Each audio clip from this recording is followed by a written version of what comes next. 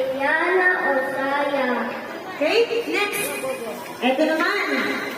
Ayan, kung tinanong ko mga bata dito, ang lahat na lang ng mga iba't ibang klase ng isda. Ito lang ang hindi nila nasagot. Hindi nila kilala to? Okay, may nasabi tilapia, may nasabi mga pusit. Okay?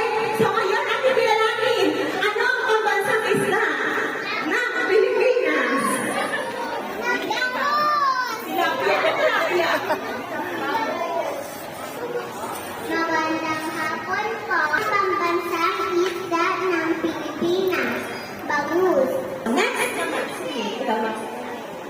Ngayon naman, ating kilalanin ang pambansang sagisag. Ang Reyna Elena. Pambansang sagisag ng ating bansa. Magandang hapon po. Ang watawat ng Pilipinas. Ang watawat Ating kilalanin, hindi ito pamilyar dahil hindi naman ito nakikita sa paligid. Basta-basta, ano po? So, madalas sa kagubatan natin nakikita yan. Pambansang dahon na meron ng Pilipinas. Handa na ba, Ray? Opo.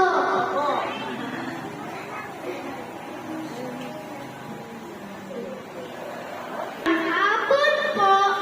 Ito po ang pambansang dahon ng Pilipinas.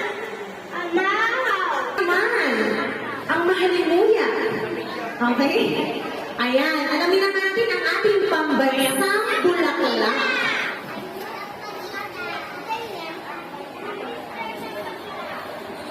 Magandang hapon po.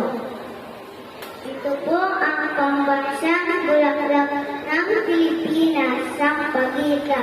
Ang sampagita ay maliit at puting bulaklak na mabango. Sumasagisag ito sa kadalisayan, kababaang loob at pagmamahal. Maraming salamat po. Ang bulaklak ay sampagita. Ngayon naman natin alamin ang pambansang prutas ng Pilipinas. Ito alam